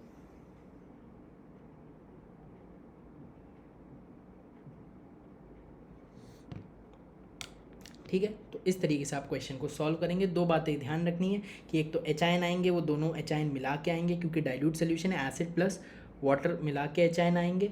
और दूसरी बात कि आपको इक्विलिब्रियम ऑफ वाटर से डाइल्यूट एक्वस सोल्यूशन का क्वेश्चन सॉल्व करना होगा। आप एचाइन डायरेक्टली 10⁻⁷ नहीं ले सकते। क्यों नहीं ले सकते? क्योंकि एचाइन पहले से प्रेजेंट था, एचाइन पहले से प्रेजेंट था तो ये आपका क्या लगाएगा, ये आपका कॉमन आयन इफेक्ट लगाएगा। एचाइन पहले से प्रेजेंट था तो इक्विलिब्रियम ऑफ वाटर को बैकवर्ड शिफ्ट करेगा, यानी कि वाटर जब अकेला होता तो 10⁻⁷ मोलर H प्लस देता, लेकिन क्योंकि एसिड प्रेजेंट है, एसिड की वजह से H प्लस प्रेजेंट है, कॉमन आयन प्रेजेंट है तो बैकवर्ड रिएक्शन जाएगी और अब वाटर से मिलने वाला एचाइन 10⁻⁷ मोलर नहीं, उससे कुछ कम ही होगा। और अब देखो कुछ कम ही आ रहा है, 0.889 इंटू 10⁻⁷ मोलर आपका निकल के आ रहा है। तो ये बात आपको समझ में आनी चाहिए। बहुत ही बेहतरीन ये क्वेश्चन था, आप इसको दोबारा बना के एक बार ज़रूर देखना क्योंकि ये छोटा सा क्वेश्चन था, मेंस इवन एडवांस में आने लायक ये क्वेश्चन आपका है। तो इस क्वेश्चन को अच्छे से मार्क करो और यहाँ से जो कॉन्सेप्ट डिराइव हुआ आप इसको ध्यान से समझो क्योंकि ये क्वेश्चन बहुत इंपॉर्टेंट है और मैक्सिमम बच्चे इस क्वेश्चन को नेगेटिव कर सकते हैं। ठीक, पहली बार में क्वेश्चन नहीं बन रहा, इसमें कोई शर्माने वाली बात नहीं है, मेरे से भी नहीं बनते थे, किसी से नहीं बनते हैं, लेकिन क्वेश्चन के कॉन्सेप्ट ज़रूर सीखो और फिर उसको दोबारा गलती मत करना, अप्लाई करना सीखो, रिवीजन प्रॉपर करो जिससे कि एक बार क्वेश्चन गलत हो जाए बार बार ना हो। ठीक है, अगले क्वेश्चन पे बढ़ते हैं। तो अगले क्वेश्चन में कह रहा है कि पीएच हमें दी हुई है एक्वस सोल्यूशन ऑफ अमोनिया की 12, हमसे पूछा मोलैरिटी ऑफ सोल्यूशन बता दो भाई। ठीक है, केबी भी दिया है हमें NH4OH का। मैंने बताया था कि एक्वस सोल्यूशन ऑफ अमोनिया क्या है, आपका बेसिक सोल्यूशन है। तो जब भी बेसिक सोल्यूशन हो आप POH और OH माइनस से ट्रीट करो, और जब भी आपका एसिडिक सोल्यूशन हो आप HIN और PH से ट्रीट करो। ठीक, तो ये आप फंडामेंटल बना लो अपने दिमाग में। तो अब बेसिक सोल्यूशन है तो हमें pH दिया तो सबसे पहले से POH में कन्वर्ट कर लो। टेम्परेचर नहीं दिया तो 25 डिग्री सेल्सियस मानते हुए, pKw 14 मानते हुए तो 14 माइनस PH हमारी POH आ जाएगी। ठीक है, तो 14 माइनस PH 14 माइनस 12 POH आ गई 2। तो OH माइनस की कॉन्सेंट्रेशन कितनी आ गई, 10⁻² मोलर आ गई।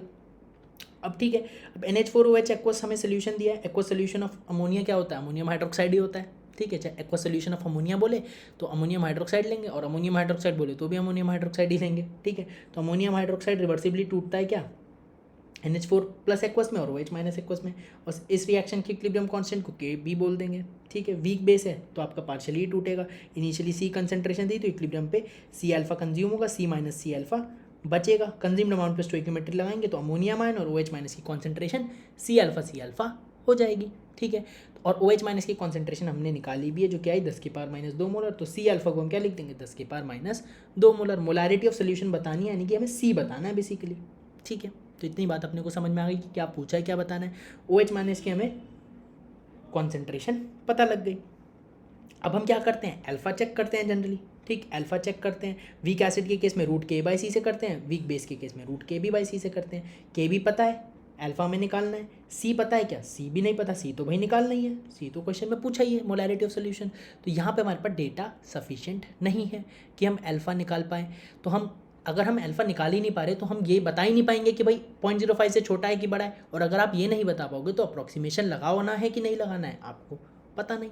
तो दो तरीके के बच्चे हैं, तो कहेंगे ठीक है अप्रॉक्सीमेशन लगा दो क्योंकि ज़्यादा केस में लगता है, या फिर दूसरे तरीके के बच्चे हैं जो कहेंगे हम अप्रॉक्सीमेशन नहीं लगाएंगे। देखते हैं भाई दोनों के अप्रोच, पहले देखते हैं कि अप्रॉक्सीमेशन अगर आपने लगा लिया तो क्या होगा। तो OH माइनस की कॉन्सेंट्रेशन क्या लिख दोगे, √KBC लिख दोगे। OH माइनस की कॉन्सेंट्रेशन आपको पता है 10⁻² मोलर आई है। C तो निकालना ही है, Kb की वैल्यू उसने दी हुई है बेचारे ने। ठीक, तो यहाँ से कॉन्सेंट्रेशन निकालोगे 10 मोलर आ जाएगी। ठीक, तो आपका अप्रॉक्सीमेटली करेक्ट आंसर आ जाएगा। या आप फर्दर चेक कैसे कर सकते हो कि अल्फा अब निकाल लो, बाद में निकाल के एक बार देख लो भाई कि अल्फा कितना आ रहा है। √KB/C से C आपने डाल दो, तो Kb पता है आपको 10⁻5 और C पता है 10, तो आपका कितना आ जाएगा 10⁻4 का स्क्वायर रूट, यानी कि 10⁻2 आ जाएगा अल्फा, यानी कि 0.01 आ जाएगा, जो कि 0.05 से छोटा है। मतलब आप अप्रॉक्सीमेशन लगा सकते थे, तो अप्रॉक्सीमेटली आपका करेक्ट आंसर आ जाएगा, कोई दिक्कत वाली बात नहीं है। अब दूसरे तरीके के बच्चे होते हैं जो कहते हैं हम अप्रॉक्सीमेशन नहीं लगाएंगे, तो भाई मत लगाओ तुम। तो Kb क्या होगा आपका 10⁻5 तो दिया भाई है, ये क्या होगा आपका NH4+ की कॉन्सेंट्रेशन इंटू OH माइनस की कॉन्सेंट्रेशन एट इक्विलिब्रियम और डिवाइडेड बाय NH4OH की कॉन्सेंट्रेशन। तो OH माइनस की कॉन्सेंट्रेशन तो पता है 10⁻², तो आप लिख दोगे OH माइनस की कॉन्सेंट्रेशन 10⁻², NH4+ की कॉन्सेंट्रेशन C अल्फा, और अपॉन में NH4OH की कॉन्सेंट्रेशन C कॉमन आउट होके 1 अल्फा। ठीक, C से C कट जाएगा। ठीक, लोगों को लगेगा क्वाड्रेटिक बनेगी, लेकिन यहाँ पे क्वाड्रेटिक नहीं बनेगी। अल्फा कितना आ जाएगा 10⁻³ अपॉन में 1.001। ठीक, तो और OH माइनस की कॉन्सेंट्रेशन कितनी है हमारी 10⁻² मोलर है, जो कि C अल्फा के बराबर है। अल्फा की वैल्यू यहाँ पे पुट कर देंगे, तो यहाँ से हमारी कॉन्सेंट्रेशन जो हम निकालेंगे वो आएगी 10.01। तो ये हमारा एग्जैक्ट आंसर आ गया। तो आइडियली तो आपको यही करना चाहिए कि जब भी आपका अप्रॉक्सीमेशन नहीं लग पा रहा हो, आप ये फिगर आउट नहीं कर पा रहे हो, आप अल्फा नहीं निकाल पा रहे हो कि कितना 0.05 से छोटा है कि बड़ा है, तब आप अप्रॉक्सीमेशन मत लगाओ। आप नीचे वाला ही तरीका, आप क्वाड्रेटिक बनती है तो उसे सॉल्व करो, और नहीं बन रही है तो चलो आप, अगर नहीं बन रही है तो बहुत बढ़िया, फिर तो आप पहले एक बार लगा के तो देखो। यहाँ पे तो क्वाड्रेटिक बनी नहीं, अब क्वाड्रेटिक के चक्कर में हम एग्जैक्ट आंसर ना निकालेंगे क्यों करें, क्वाड्रेटिक बनी भी नहीं और हमने एग्जैक्ट आंसर भी नहीं निकाला, तो बिना क्वाड्रेटिक बने ही एग्जैक्ट आ रहा है, तो क्या दिक्कत है। ठीक, तो पहले कोशिश करो ये वाला मेथड लगाओ अगर आप फिगर आउट नहीं कर पा रहे हो अल्फा छोटा है कि बड़ा है।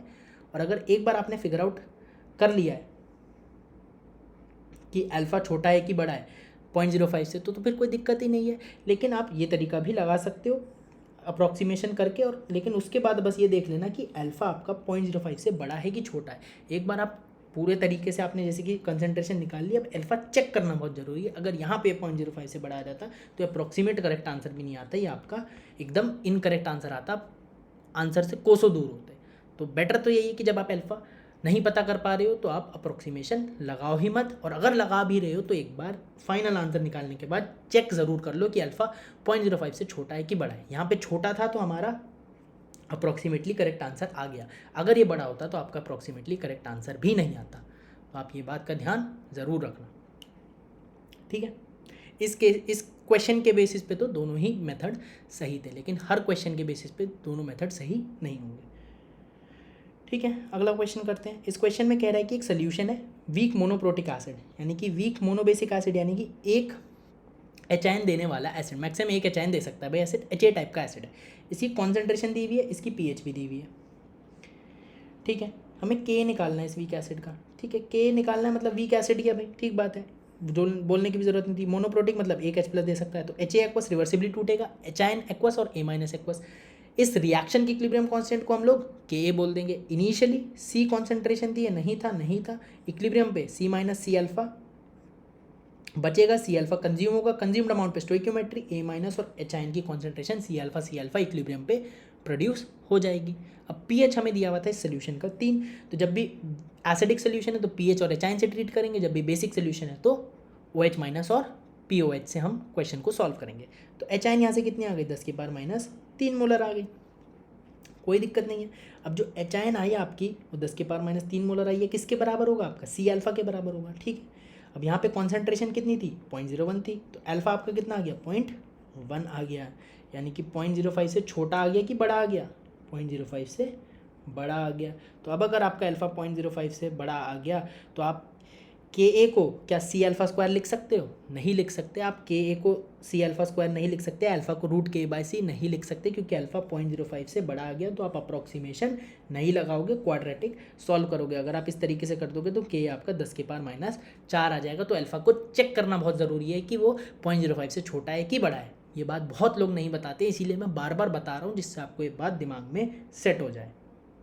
तो आप क्वाड्रेटिक सॉल्व करो, K = C alpha square upon में 1 - अल्फा, कॉन्सेंट्रेशन डालोगे 0.01, अल्फा जो आपने निकाला है 0.1 वही डालोगे, और आप Ka फर्दर निकालोगे जो कि आ जाएगा 1.11 × 10⁻⁴।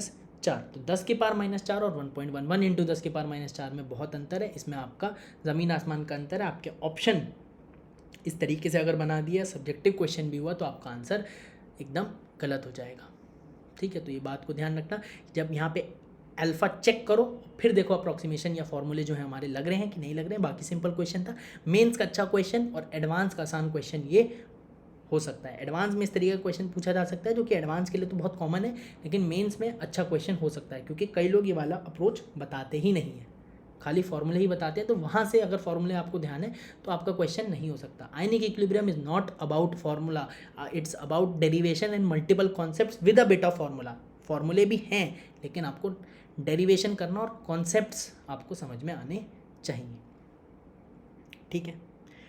अगला क्वेश्चन करते हैं, ठीक। तो बोरिक एसिड के बारे में, वीक मोनोबेसिक एसिड है, ठीक। और एसिड कैसे है, ये OH- को एक्सेप्ट करके एसिड है, ठीक। जनरली जो एसिड्स होते हैं वो H+ को डोनेट करते हैं, ये OH- एक्सेप्टर है, बेसिकली एक लुईस एसिड है, ठीक है।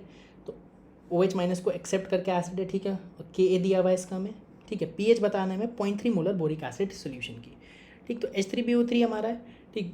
OH- को एक्सेप्ट करेगा और एक एचाइन हमारा रिमूव हो जाएगा, ठीक है। OH- को एक्सेप्ट करके एसिड है, उसने हमें दिया हुआ भी ये रिएक्शन, अच्छी बात है, नहीं भी देता तो हमें बात पता होनी चाहिए कि एक लुईस एसिड है, एक OH- को एक्सेप्ट मैक्सिमम कर सकता है। और इस रिएक्शन के इक्विलिब्रियम कांस्टेंट को K बोल देंगे। इनिशियली वही C था, C मोलर था, नहीं था, C अल्फा कंज्यूम होगा, क्योंकि K दिया हुआ है तो वीक एसिड है, पूरा कंज्यूम नहीं होगा।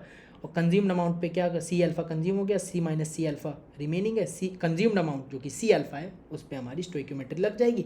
एचाइन और BOH का होल 4 नेगेटिव जो हमारा ये है, यानी कि जो हमारे कॉन्जुगेट बेस है बोरिक एसिड का, इसकी आपकी कॉन्सेंट्रेशन भी C अल्फा प्रोड्यूस हो जाएगी और एचाइन की भी C अल्फा प्रोड्यूस हो जाएगी, ठीक। अब हमें pH निकालना है, तो pH के लिए अब आपको क्या ध्यान रखना है, आपको पहले तो अल्फा निकालना है कि हम फॉर्मूले लग सकते हैं कि नहीं लग सकते, अप्रॉक्सीमेशन लग सकता है कि नहीं लग सकते। तो अल्फा √Ka/C, Ka की वैल्यू डालो, C की वैल्यू डालो, ठीक। तो अब इसे आप सॉल्व करोगे 5.9/0.3 को, तो कितना आएगा 19.67 × 10⁻10, 10⁻10 का स्क्वायर रूट 10⁻5। अब इतने से ही आपको पता लग जाएगा कि 10⁻5 है, तो 19.67 का स्क्वायर रूट आपका 4 पॉइंट समथिंग होगा। क्यों, क्योंकि 16 का स्क्वायर रूट होता है 4, 25 का स्क्वायर रूट होता है 5, तो 19.67 का स्क्वायर रूट 4 पॉइंट समथिंग ही होगा। और 4 पॉइंट समथिंग इंटू 10⁻5 भाई, तो 10⁻5 है तो 0.05 से तो छोटा ही होगा, 5 × 10⁻2 से तो छोटा ही होगा। तो ये तो सिंपल बात है, आपको पूरा सॉल्व करने की यहाँ पे कोई ज़रूरत नहीं है, ये आपको इंटेलिजेंटली करना है कि ये 4 पॉइंट समथिंग होगा, 0.43 आपको आगे सॉल्व करने की नीड ही नहीं है, ठीक है। तो ये बात आपको समझ में आनी चाहिए कि अल्फ़ा 0.05 से छोटा होगा। अब अल्फ़ा एक बार 0.05 से छोटा है तो अपने को कोई दिक्कत नहीं, हम क्या लिख सकते हैं, अल्फ़ा को √k/c लिख सकते हैं। k भी पता है, c भी पता है, ठीक। अल्फ़ा को √k/c लिख सकते हैं और वहाँ से जो एच आयन आएगा हमारा उसको क्या सी अल्फ़ा लिख देंगे, सी अल्फ़ा तो है ही, और अल्फ़ा को हम √k/c लिख देंगे। तो यहाँ से हमारा एच आयन की कॉन्सेंट्रेशन √kAc आ जाएगी सिंपली। तो एच आयन की कॉन्सेंट्रेशन √kAc आ गई, k भी पता है, c भी पता है, सॉल्व करो, ठीक। तो k की वैल्यू डाल देंगे, c की वैल्यू डाल देंगे, ये हमारा कितना आ जाएगा 1.77 का स्क्वायर रूट इंटू 10⁻⁻5, 10⁻−10 का स्क्वायर रूट 10⁻−5 और 5.9 इंटू 0.3 हमने करके ये निकाल लिया। इसका स्क्वायर रूट अभी नहीं निकाला है, देखो स्क्वायर रूट निकालने में थोड़ी सी तकलीफ होती है, तो हम इसको लास्ट में सॉल्व करते हैं। जो चीज़ आपको बड़ी कैलकुलेशन जा रही हो ना, कैलकुलेशन को एकदम एंड में करो, जो आसानी से कर पाओ शुरू में वही करो कैलकुलेशन, जो बच जाए उसको एंड में एक साथ सॉल्व करो। हो सकता है इतनी ज़रूरत ही ना पड़े, आप यहाँ पे स्क्वायर रूट निकाल दो, पता लगा आगे स्क्वायर रूट की ज़रूरत ही नहीं पड़ रही निकालने की। तो पीएच जब निकालोगे तो क्या होगा, -log/10 करोगे इसका, ठीक है, क्या हो जाएगा 5 माइनस हाफ लॉग, ठीक। तो हाफ लॉग किसका 1.77 का। अब आपको अगर 1.77 का आपको लॉग दिया है तो आप सीधा 0.248 डालोगे और आप फर्दर सॉल्व कर लोगे, पीएच निकाल लोगे। आपको कहाँ ज़रूरत पड़ी स्क्वायर रूट निकालने की, ज़रूरत ही नहीं पड़ी, ठीक। तो स्क्वायर रूट निकालने की आपको ज़रूरत ही नहीं पड़ी।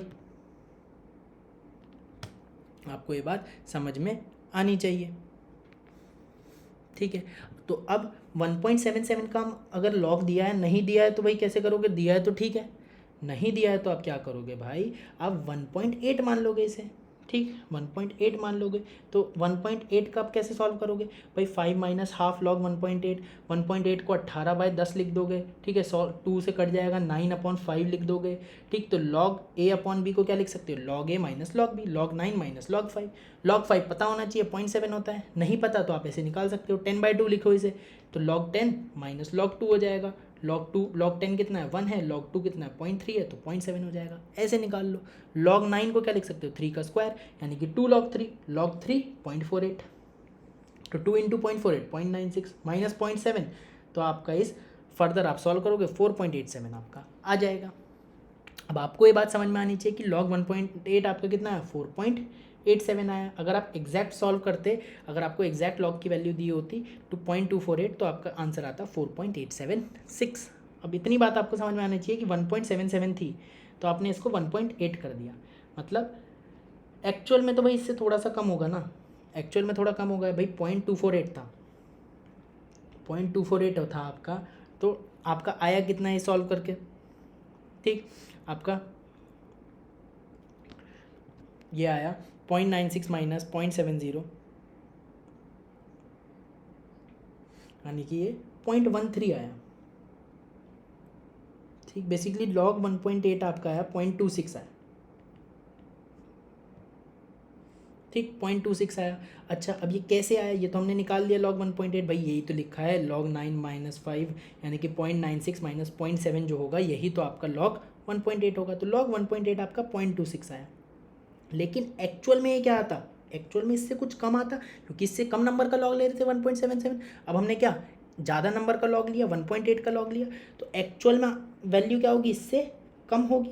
एक्चुअल में वैल्यू इससे कम होगी तो सब्ट्रैक्ट क्या करोगे, कम करोगे तो पीएच थोड़ी सी ज़्यादा आएगी। तो आपको ये बात समझ में आनी चाहिए, क्योंकि आप ज़्यादा नंबर का लॉग ले रहे हो तो एक्चुअल में इससे कम था तो सब्ट्रैक्ट कम करना पड़ता, तो आंसर एक्चुअल में थोड़ी सी इससे ज़्यादा आती, ठीक। तो जो भी आप निकालोगे एक्चुअल में आंसर उससे थोड़ा सा ज़्यादा आएगा, 4.87 से थोड़ी सी ज़्यादा वाला आपका पीएच का ऑप्शन आप टिक कर दोगे, ठीक। 4.876 आपका एग्जैक्ट है, नहीं तो 4.87 से जो भी थोड़ा ज़्यादा होगा आप उसको टिक कर दोगे, आगे बढ़ जाओगे। सब्जेक्टिव है तो भी आप 4.87 ही निकाल के तब तो छोड़ दोगे, ठीक है। 4.87 आप निकाल के छोड़ दोगे, आप बहुत ज़्यादा उसमें चक्कर में नहीं पड़ोगे, क्योंकि सब्जेक्टिव में आप ज़्यादा कुछ कर नहीं सकते और सब्जेक्टिव में लॉग की वैल्यू देगा 100%, वो क्वेश्चन में लॉग की वैल्यू आपको देगा, ठीक है। अब एक क्वेश्चन और है छोटा सा, पूछ रहा है कि पीएच ऑफ वाटर क्या सेम होगी 4 डिग्री सेल्सियस और 25 डिग्री सेल्सियस पे। तो हमें पता है पीएच स्केल की जनरल बात करें टी केल्विन पे, तो पीएच स्केल जो होती है पीएच वेरी करती है 0 से पीकेडब्ल्यू तक, और न्यूट्रल पीएच होती है pKw/2 पे, और 0 से pKw/2 तक जो पीएच होती है वो एसिडिक होती है, और न्यूट्रल पीएच से PKW तक जो pH होती है वो बेसिक होती है, तो ये बेसिक है, ये एसिडिक है, न्यूट्रल PKW/2 है और 0 से PKW तक रेंज है। 25 डिग्री सेल्सियस पे यही क्या होती है, 0 से 14 तक होती है रेंज, ठीक है। न्यूट्रल pH 7 होती है क्योंकि PKW की वैल्यू 14 होती है एट 25 डिग्री सेल्सियस, ठीक है। तो 0 से 7 तक अगर pH है तो एसिडिक और 7 से 14 है तो बेसिक, अपने को ये बात पता है। तो pH of water 25 degree Celsius पे तो कितनी होती है आपकी, वाटर बोल रहा है मतलब प्योर वाटर मानेंगे, ठीक है। तो 25 डिग्री सेल्सियस पे वाटर की pH कितनी होती है हमारी, 7 होती है, PKW/2 इतनी तो पता है। वाटर दिया है तो प्योर वाटर मानेंगे, ठीक। अब हम अपने को ये बात पता होनी चाहिए कि वाटर जो है, अगर आपका इसका मैं ऑटो प्रोटोलिसिस की बात करूं, यानी कि वाटर HIN एक्वस और OH- एक्वस में टूट रहा है, तो इसका जो फॉरवर्ड रिएक्शन होगी ये एंडोथर्मिक होगी, क्योंकि फॉरवर्ड रिएक्शन डिसोसिएशन की है, तो डिसोसिएशन के लिए आपको एनर्जी देनी पड़ेगी, तो फॉरवर्ड रिएक्शन आपकी एंडोथर्मिक होगी और बैकवर्ड रिएक्शन आपकी ऑब्वियसली एक्सोथर्मिक होगी अगर फॉरवर्ड एंडो है। तो अगर मैं टेम्परेचर बढ़ाऊंगा तो ये बात पता है कि टेम्परेचर बढ़ाऊंगा तो एंडोथर्मिक रिएक्शन फेवर करेगी, ठीक है। एंडोथर्मिक रिएक्शन फेवर करेगी टेम्परेचर बढ़ाने पे, तो रिएक्शन किधर जाएगी, फॉरवर्ड जाएगी इस केस में। तो टेम्परेचर बढ़ाते हैं तो एंडोथर्मिक रिएक्शन फेवर करती है, ठीक है। तो एंडोथर्मिक रिएक्शन फेवर करती है तो एंडोथर्मिक फॉरवर्ड है, तो टेम्परेचर बढ़ाने पे रिएक्शन फॉरवर्ड जाएगी, मतलब HIN की कॉन्सेंट्रेशन बढ़ेगी, OH- की कॉन्सेंट्रेशन बढ़ेगी, और HIN की कॉन्सेंट्रेशन बढ़ी है, OH- की कॉन्सेंट्रेशन बढ़ी है, तो ionic product of water KW की वैल्यू भी बढ़ेगी, और KW की वैल्यू बढ़ रही है, HIN की कॉन्सेंट्रेशन बढ़ रही है, OH- की कॉन्सेंट्रेशन घट रही है, तो इनकी P वैल्यूज़ क्या करेंगी, घट जाएंगी। भाई KW आपका कितना, अगर 25 डिग्री पे 10 के पार -14 है KW, ठीक। तो और 90 डिग्री पे कितना है, 10 के पार -12 होता है, यानी कि टेम्परेचर बढ़ाने पे KW की वैल्यू बढ़ गई। 25 से 90 करने पे 10 के पार -14 से 10 के पार -12 हो गया। लेकिन PKW की वैल्यू कम हो जाएगी, पहले PKW कितना था, 14 था, और अब टेम्परेचर बढ़ाने पे 90 करने पे PKW कितना हो जाएगा, 12 हो जाएगा। तो ये बात समझ में आनी चाहिए कि HIN की कॉन्सेंट्रेशन, OH- की कॉन्सेंट्रेशन, KW की वैल्यू टेम्परेचर बढ़ाने पे बढ़ जाएगी और इनकी P वैल्यूज़ घट जाएंगी। टेम्परेचर घटाएंगे तो इनका उल्टा ट्रेंड यहाँ पे पाया जाएगा। ये चीज़ AIPMT और नीट और मेंस में बहुत ज़्यादा पूछी जाती है कि टेम्परेचर बढ़ाओगे तो KW का क्या होगा, PKW का क्या होगा, बहुत ही बेसिक सी बात है। तो आपको ये बात समझ में आनी चाहिए कि जब भी टेम्परेचर बढ़ाओगे pH स्केल छोटा हो जाता है, ठीक है।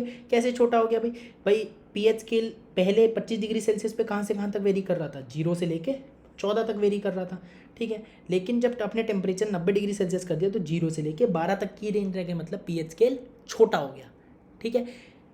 और अगर आप टेम्परेचर क्या करते, घटाते, भाई 90 से अब आपने 25 करा तो pH स्केल 0 से पहले 12 तक वेरी कर रहा था, अब 0 से 14 तक करा, तो टेम्परेचर घटाने पे pH स्केल लंबा हो जाता है और टेम्परेचर बढ़ाने पे pH स्केल छोटा हो जाता है, पर नेचर ऑफ सोल्यूशन नहीं बदलता। बहुत इंपॉर्टेंट बात है कि भाई एसिडिक सोल्यूशन एसिडिक ही रहेगा, बेसिक सोल्यूशन बेसिक ही रहेगा, न्यूट्रल सोल्यूशन न्यूट्रल ही रहेगा। वाटर ऐसा नहीं 25 डिग्री सेल्सियस पे उसकी pH 7 है तो वो न्यूट्रल है, और 90 डिग्री सेल्सियस पे उसकी pH 6 है तो वो एसिडिक हो गया, ये चीज़ नहीं है। वाटर न्यूट्रल है तो न्यूट्रल ही बना रहेगा। pH बढ़ने पे, सॉरी, टेम्परेचर बढ़ने पे pH चेंज हो सकता है किसी भी सोल्यूशन का, नेचर चेंज नहीं होगा। pH क्यों चेंज होगा, क्योंकि स्केल छोटा बड़ा हो रहा है। सोल्यूशन का नेचर तो वही बना हुआ है, एसिडिक है तो एसिडिक, बेसिक है तो बेसिक, न्यूट्रल है तो न्यूट्रल, ठीक। तो वाटर का pH 25 डिग्री सेल्सियस पे 7 था और 90 डिग्री सेल्सियस पे कितना हो गया, 6 हो गया। तो टेम्परेचर बढ़ने पे pH स्केल छोटा एंड वाइस वर्सा, पर नेचर ऑफ सोल्यूशन नहीं बदलेगा। तो 25 डिग्री सेल्सियस पे हमें बात पता है कि PKW की वैल्यू कितनी है, 14 है, तो प्योर वाटर की pH यानी कि न्यूट्रल pH कितनी है, 7 है, ठीक है। और 4 डिग्री सेल्सियस पे बात करूं तो PKW क्या करेगा आपका, 14 से ज़्यादा हो जाएगा, क्योंकि टेम्परेचर अगर हम कम करेंगे, टेम्परेचर बढ़ाने पे KW बढ़ रहा था तो टेम्परेचर घटाने पे KW घट जाएगा, KW घट जाएगा तो PKW बढ़ जाएगा, ठीक है। तो PKW ज़्यादा हो जाएगा 14 से, अगर अपने टेम्परेचर कम कर दिया तो PKW ज़्यादा हो गया, तो pH तो अभी भी क्या होगा प्योर वाटर का, PKW/2 ही होगा। PKW 14 से ज़्यादा है तो pH जो होगा प्योर वाटर का वो 7 से ज़्यादा होगा। तो आपको ये बात समझ में आनी चाहिए कि 25 डिग्री सेल्सियस और 4 डिग्री सेल्सियस पे वाटर का pH सेम नहीं होगा, वाटर का pH अलग अलग होगा, लेकिन नेचर ऑफ वाटर आपका चेंज नहीं होगा, वाटर न्यूट्रल का न्यूट्रल ही बना रहेगा क्वेश्चन में, ठीक है। क्वेश्चन में क्या, आपका वाटर हमेशा न्यूट्रल का न्यूट्रली बना रहेगा, किसी भी सॉल्यूशन का आपका नेचर चेंज कभी भी नहीं होने वाला ऑन चेंजिंग टेम्परेचर। हालांकि उनकी पीएच वैल्यू ज़रूर चेंज हो सकती है, और किस तरीके से चेंज होंगी ये मैंने यहाँ पे एक्सप्लेन कर दिया। तो अभी के लिए हम लोग यहीं पे रुकते हैं, इसके आगे के क्वेश्चंस हम आगे डिस्कस करेंगे। तब तक के लिए आप मेहनत करते रहो, पढ़ते रहो। Bye bye, take care.